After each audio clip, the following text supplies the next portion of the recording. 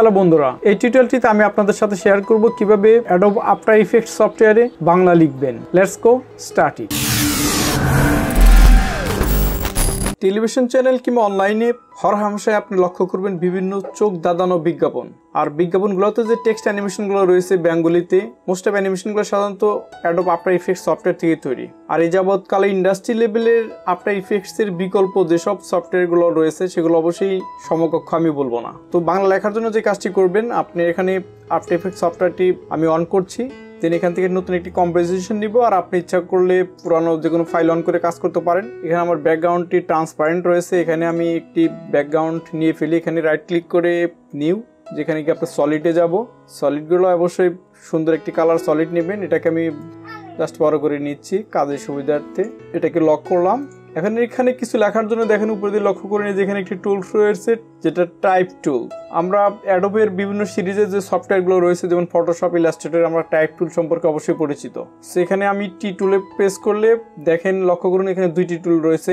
ফটোশপে আপনি কয়েকটি পেয়ে যাবেন, 4টি পেয়ে যাবেন। এখানে হরিজন্টাল টাইপ টুল রয়েছে আর এখানে ভার্টিক্যাল টাইপ টুল রয়েছে। সো এখানে আমি হরিজন্টাল টুলে প্রেস করে জাস্ট স্ক্রিনের যে কোনো জায়গাতে আমি ক্লিক করব। ক্লিক করলে দেখেন যেখানে একটি কার্সার পপ আপ করছে, এখানে আমি আমার চ্যানেলটার নাম যদি আমি টাইপ করি, আমি সবগুলো ক্যাপিটাল লেটার করি বা স্মল লেটার করলাম।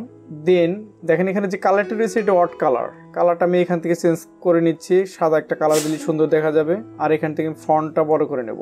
এখন এই জায়গাতে যদি আমি বাংলা লিখতে চাই, বাংলা লেখার জন্য আমি কি করব, দেখেন লক্ষ্য করুন এখানে রাইট সাইডে আমার যেখানে ক্যারেক্টার নামে একটি প্যানেল রয়েছে। এই প্যানেলটা যদি এখানে শো না করে, আমরা সেটা উইন্ডো থেকে যে লক্ষ্য করুন দিস ইজ দ্য ক্যারেক্টার, এখানে টিক চিহ্ন রয়েছে এই জন্য আমরা এখানে স্ক্রিনে দেখতে পাচ্ছি। আর টিক চিহ্নটা উঠিয়ে দিলে এটা স্ক্রিনে ডিসপ্লে করবে না। তো এখান থেকে ফার্স্ট কাজ হলো আমাকে যেখানে রয়েছে ফন্ট, দেখেন এরিয়াল সিলেক্ট করা। এরিয়ালটা তো মূলত বাংলা ফন্ট নয়। তো তারপর আমরা তার পূর্বে আমরা যে কাজটি করতে পারি, কম্পিউটার থেকে আপনার দেখেন বাংলার যে সফটওয়্যারটি আপনার পিসিতে রয়েছে সেটা অন করে নিতে হবে। যেমন আমি এখানে অন করে নিলাম বিজয় বায়ান্ন।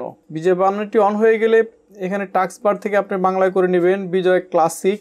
পাশাপাশি আপনার যদি পিসিতে অন্য কোনো বাংলা সফটওয়্যার থাকে সেটা আপনি অন করে নিতে পারেন। তারপরে এখানে এরিয়ালের জায়গায় আমি এখানে অন্য একটি ফন্ট নেব। এখানে প্রচুর ফন্ট রয়েছে। তো প্রথমত লেখার জন্য একটা প্লেন ফন্ট নেওয়াটাই বেটার। তারপর যখন আপনি এক্সপার্ট হয়ে যাবেন তখন আপনি ইচ্ছা মতো ফন্ট নেবেন, যে ফন্টগুলো আপনার লেখার সুন্দর ডিজাইন করতে পারবেন। এখন ফন্ট সিলেক্ট করার পর আমি যে এখানে টি টুলে যাব, টাইপ টুল এখানে প্রেস করে স্ক্রিনে প্রেস করলাম। এখন এখানে আমি টাইপ করতে পারি, দেখেন কেমন আছেন, বাংলা লিখলাম। ফার্স্টে যে এই কার্ডটা দিবেন সেটা আপনার সাইডের যদি লম্বা দাগ থাকে, যেমন এক্সাম্পল দেখেন এইটা হলো এই আকারটা, এরকম আকারটা ফার্স্ট সেন্টেন্স স্টার্ট হলে ফার্স্ট শব্দে আকারটা ইউজ না করাটা বেটার, যেটা প্রিন্টিং ক্ষেত্রে সাধারণত আমরা নিয়ম মেনে কাজ করে থাকি। Anyway it's not fact here. Bangla লিখলাম। লেখার পর আপনি ইচ্ছা করলে যে এখান থেকে ফন্টের যে ফন্টটাই নিতে চান এখান থেকে আপনি সিলেক্ট করে ফন্ট নিতে পারেন। মাইক্রোসফট ওয়ার্ডের মতো সম্পূর্ণ সিলেক্ট করার দরকার নেই, যেহেতু এটা অলরেডি সিলেক্টেড হয়ে আছে ফুল। তারপর এখান থেকে আপনি ছোট বড় করতে পারবেন।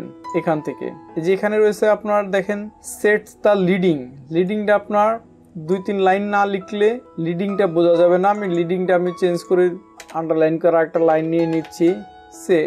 এখন আমি লিডিংটা এখান থেকে দেখেন কম বেশি করে আপনি বুঝতে পারবো লিডিংটার সম্পর্কে। আমি এখান থেকে ভ্যালুটা কমে বাড়িয়ে নিতে পারি লিডিং থেকে। সিলেক্ট করার পর লক্ষ্য করুন এইভাবে লিডিংটা চেঞ্জ করা যায়।